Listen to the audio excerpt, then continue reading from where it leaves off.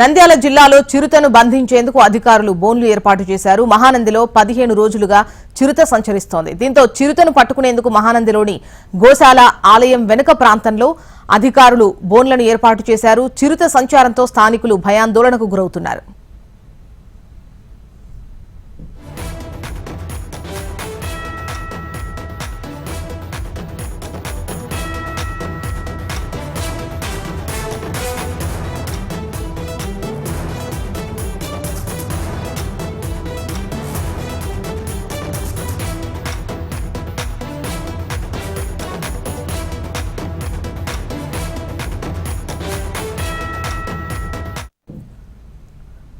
నంద్యాల జిల్లాలో చిరుతను బంధించేందుకు అధికారులు బోన్లు ఏర్పాటు చేశారు. మహానందిలో 15 రోజులుగా చిరుత సంచరిస్తోంది. దీంతో చిరుతను పట్టుకునేందుకు మహానందిలోని గోశాల ఆలయం వెనుక ప్రాంతంలో అధికారులు బోన్లను ఏర్పాటు చేశారు.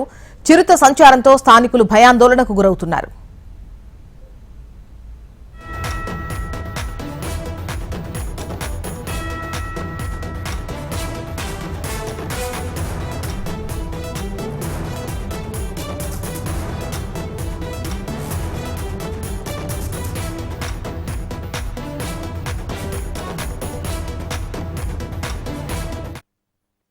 నంద్యాల జిల్లాలో చిరుతను బంధించేందుకు అధికారులు బోన్లు ఏర్పాటు చేశారు. మహానందిలో 15 రోజులుగా చిరుత సంచరిస్తోంది. దీంతో చిరుతను పట్టుకునేందుకు మహానందిలోని గోశాల ఆలయం వెనుక ప్రాంతంలో అధికారులు బోన్లను ఏర్పాటు చేసినట్లుగా తెలుస్తోంది. వివరాలు మనకు హరికిషన్ అందిస్తారు. హరికిషన్, జోష్న, గత 15-20 రోజుల నుంచి కూడా మహానంది ఆలయ సమీపంలో సంచరిస్తున్నటువంటి చిరుతను ఎట్టకేలకు బంధించేందుకు అధికారులు అడుగులు ముందుకు వేశారు. ఎందుకంటే గత కొన్ని రోజుల నుంచి కూడా చిరుత సంచరిస్తోంది.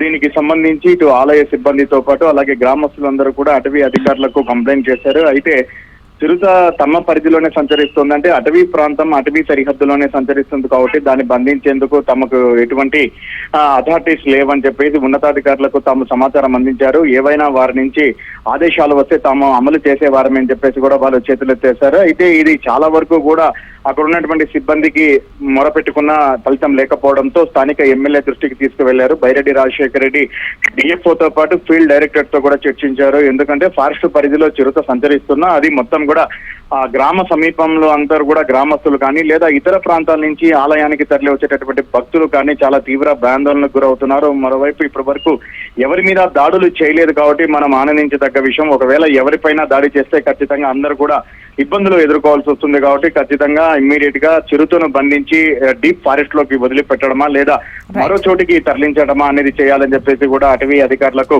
ఆయన విజ్ఞప్తి చేశారు. దీంతో స్పందించినటువంటి అటవీ అధికారులు వెంటనే చిరుతను బంధించేందుకు బోన్లు కూడా ఏర్పాటు చేశారు. ప్రధానంగా 2 బోన్లను కూడా 2 ప్రాంతాల్లో, అంటే ప్రతిరోజు కూడా 11 గంటల నుంచి 2 గంటల ప్రాంతంలో ఆలయ సమీపంలో ఉన్నటువంటి గోశాలతో పాటు ఆలయ వెనకాల ఎవరైతే ఆలయానికి సంబంధించినటువంటి వ్యర్థాలన్నీ వేస్తున్నారో అక్కడ వాటిని తినేందుకు వస్తున్న పందులను కుక్కలను వేటాడి చంపుతింటూ ఉంది కాబట్టి అక్కడ ఒక బోన్, 2 బోన్లను కూడా అటవీ అధికారులు ఏర్పాటు చేశారు. దానికి సంబంధించి ఒక బోన్ లో మేకను మరొక బోన్ లో కుక్కను కూడా ఉంచారు.